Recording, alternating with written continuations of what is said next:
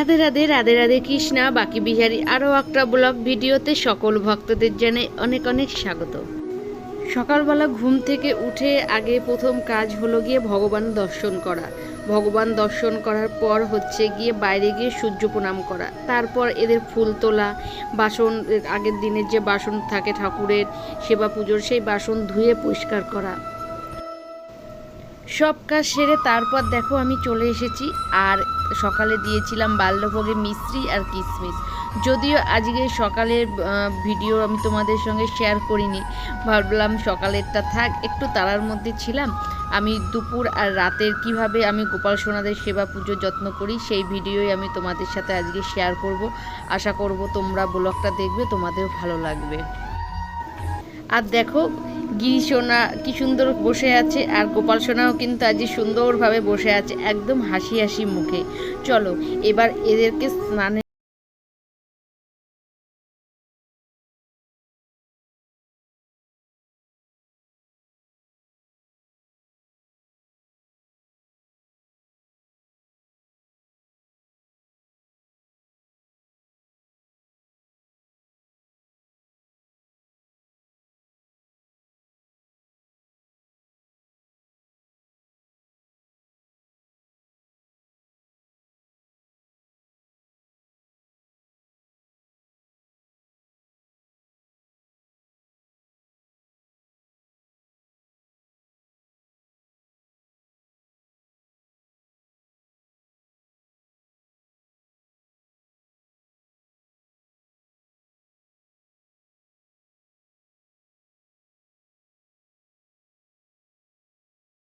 সাড়া দেয়।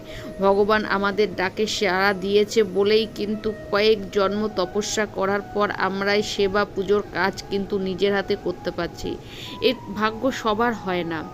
মাঝে মাঝে আমরা চলতে চলতে কিন্তু হোঁচট খাই, আর এই হোঁচট খেতে খেতেই কিন্তু ভাবি আমি যে ভক্তি করি, সেবা পুজো করি, আমাদের ভক্তি মনে হয় হচ্ছে না, তিনি আমাদের প্রতি করুণা করছে না। কিন্তু ভক্তরা একদম ভুল। তিনি আমাদেরকে সব সময় আগলে আগলে রাখছে, আর আগলে আগলে রাখছে বলেই ভালো একটা টিচারের মতো আমাদেরকে গাইডও করছে। অনেক সময় দেখবে আমরা কোনো বাচ্চা যদি ভালো দেখি তার উপরে একটু কঠোর বেশি হয়ে যায়, কারণ তাকের উপর নজরটা বেশি দিই, তার যেন ভবিষ্যৎটা আরও উজ্জ্বল হয়ে যায় সেই ভেবে তাকে বেশি করে আমরা পড়ার চাপ দিই, এইটা করে নিয়ে আসবে, সেইটা করবে। ভগবানও তাই, তিনি আমাদেরকে একদম মানে নিজের হাতে গড়ে একদম পরশ পাথরে তৈরি করে দিয়েছে। আর যেদিন ভক্তরা এটা অনুভব করবে যে ভক্তের ডাকে ভগবান সাড়া দিয়েছে, আমি তার যোগ্য হয়েছি, ভগবান আমার পরীক্ষা নিচ্ছে, তখন শুধু একটাই হাত জোড় করে তার কাছে অনুরোধ করবে, ভগবান তুমি পরীক্ষা নিচ্ছ নাও, কিন্তু পরীক্ষায় যেন উত্তীর্ণ আমি হতে পারি, তুমি শুধু সেইটুকু শক্তি দাও। ব্যাস দেখবে সেদিন থেকে দুঃখ কষ্ট আর কিচ্ছু মনে থাকবে না, কোনো কষ্টই তোমাকে ছুঁতে পারবে না, আর তুমি সেদিন থেকে ভগবানের খুব কাছের এক ভক্ত হয়ে যাবে। আর তারপর থেকে তো জীবন একদম হরে কৃষ্ণ রাধে রাধে, আর কোনো কষ্ট দুঃখ তোমাকে ছুঁতেই পারবে না। কথা বলতে বলতে তোমাদের সাথে গল্প করতে করতে দেখো দুপুরের ভোগ আমি দিয়ে দিয়েছি। আমি যদিও বেশি কিছু করতে পারি নাই, যা পেরেছি সেটুকুই তোমাদের সঙ্গে শেয়ার করছি। আর দেখো ভোগ সরানোর পরে সেই জায়গাটাও আমি একটু মুছে নিয়েছি গঙ্গা জল দিয়ে। আর এখানে দেখো বাঁশি, যার ডাকে সব বোঝো বাঁশি সাড়া দেয় এই বাঁশির সুরের শব্দে, সে বাঁশিও আমি ভগবানের হাতে গোপাল সোনাদের হাতে দিয়ে দিয়েছি। আর দেখো এরা কত খুশি, আর আজকে এদের সাজ শৃঙ্গার দেখে আমি যেন চোখই সরাতে পারছি না, মনে হচ্ছে যেন এদের দিকে আমি চাতক পাখির মতো তাকিয়ে থাকি, এদের রূপ দেখি। আর দেখো বাইরে কিন্তু বলেছি ভালো গরম, যদিও আকাশে খুব একটা মেঘ নেই, একদম ঝলমলে পরিষ্কার আকাশ। আমাদের বাড়ির চারপাশে কিন্তু প্রচুর গাছ, আর তোমরাও সেটা দেখতে পাচ্ছ, একদম কিন্তু সূর্য মাথার ওপরে। দেখো ভক্তরা, আমি কিন্তু একদম সন্ধ্যের টাইমে চলে এসেছি, আর এখন কিন্তু সন্ধ্যের সময় ভগবানের আরতি করে নিচ্ছি। অবশ্যই কিন্তু গোপাল সোনা কিংবা রাধাকৃষ্ণ মূর্তি থাকলে অবশ্যই তাকে কিন্তু একটু ধূপধুনা দেখিয়ে আরতি করে নেওয়ার চেষ্টা করবে। তবে প্রত্যেক দিন যে মানে সবসময় পঞ্চপ্রদীপ দিয়ে কর্পূর দিয়ে আরতি করতে পারি না, যেটুকু পাচ্ছি সন্ধ্যে সময় ধূপদীপ দেখিয়ে দিচ্ছি।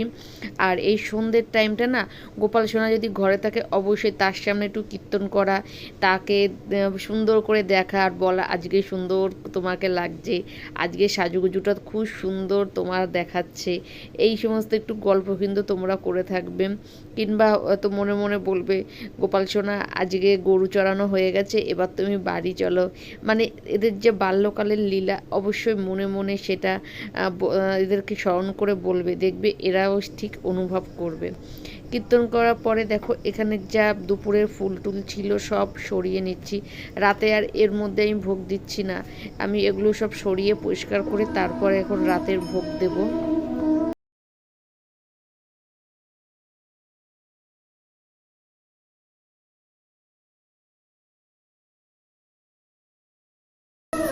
সন্ধ্যের পর কিছুক্ষণ টাইম কীর্তন করে না আমি একটু কাজ করছিলাম, তখন ধূপদীপগুলো নিভিয়ে দিয়েছিলাম।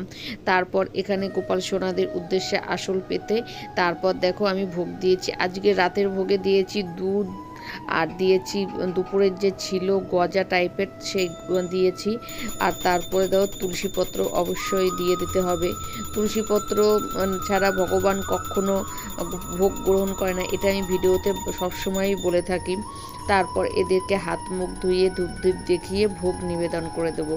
রাতে বেশ কিছু যে করতে পেরেছি তা না। আর গোপাল সোনাদের ভগবানের ভোগ দেওয়ার সময় না অবশ্যই আসন পেতে তাকে আহ্বান করে তবেই ভোগ নিবেদন করবেন, এটা কিন্তু অবশ্যই করা উচিত। যাদের জায়গা ছোট তারা অবশ্যই মনে মনে করবে, সবসময় তো সবার তো অনেক বড় ঠাকুরঘর হয় তা তো না, তবে তাকে কিন্তু মনে মনে অবশ্যই স্মরণ করবে যে ভগবান এবার তুমি এই আসনে বিরাজমান হও। আমরা কিন্তু আসন ছাড়া কখনোই খাদ্য গ্রহণ করি না। তারপরে দেখো ভোগ গ্রহণ করা হয়ে গেছে, এবার ভালো করে হাত মুখ মুছিয়ে দিচ্ছি এদেরকে। এবার এখান থেকে ভোগ সরিয়ে নিয়ে আমি একটু গঙ্গার জল দিয়ে জায়গাটা একটু পরিষ্কার করে নিচ্ছি। যেটুকুই পাচ্ছি সেটুকুই তোমাদেরকে করার চেষ্টা করছি দেখানোর। এবার কিন্তু এদের নাইট ড্রেস পরাবো।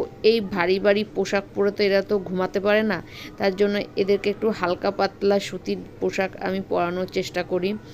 আর দেখো এই যে পোশাকগুলো দেখতে পারবে এগুলো কিন্তু সবটাই কিন্তু আমি নিজের হাতে বানাই, মানে কোনো সময় বানানোর ভিডিও আপলোড করি না, অত কাজ করে উঠে পারি না।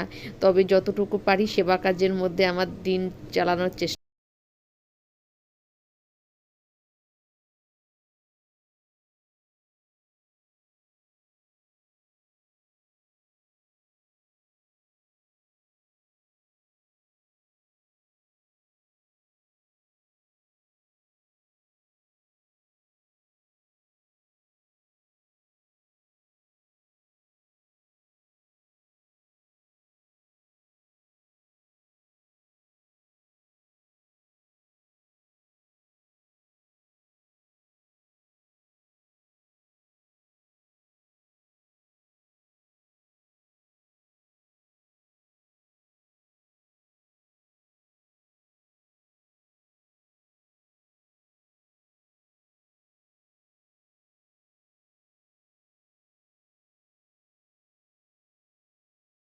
পড়েছে সেটা কিন্তু একদমই সুতির।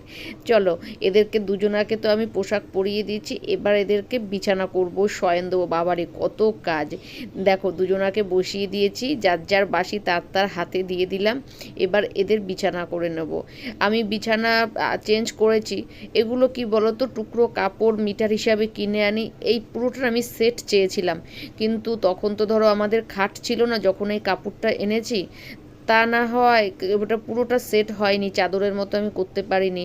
আর দেখো ধোয়া চাদর পেতে দিয়েছি, আর তার মধ্যে না আমি একটু গোলাপের এই যে সেট এটা দিয়ে দিচ্ছি। এটার কিন্তু খুব সুন্দর গন্ধ জানো তো, দিলে পরে বেশ একটু গোলাপ ফুলের গন্ধ আসবে।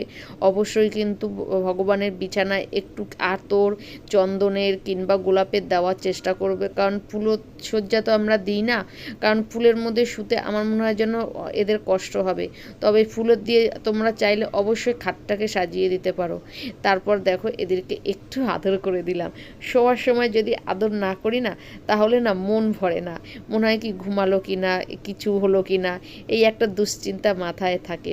তারপর দেখো একটা বাচ্চাকে যেমন শোয়ানো হয় আদর করে খাইয়ে দাইয়ে, ঠিক সেইভাবে মনোভাব নিয়ে না আমি গোপাল সোনাদের শুইয়ে দিই, যে এবার তোমরা শুয়ে পড়ো, আর খেলু খেলু করতে হবে না, এবার ঘুমিয়ে নাও, সারাদিন অনেক খাটনি করেছো, এই বলে না সবসময় আদর করাই।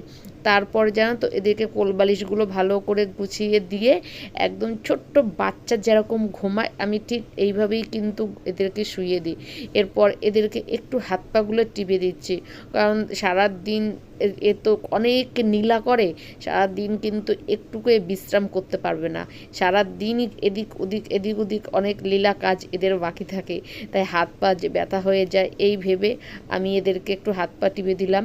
তারপর মাটির একটা গ্লাসে আমি একটু জল রেখে দিচ্ছি। মাটির গ্লাসে জল রাখলে জলটা ঠান্ডা থাকবে, অবশ্যই তুলসী পাতা দিয়ে রাখছি, যদি রাতে কখনো জল পিপাসা পায় অবশ্যই এরা একটু জল খেয়ে নেবে। ব্যাস এই ছিল গোপাল সোনাদের রাতে কীভাবে শয়ন দেওয়ার আমার রুটিন।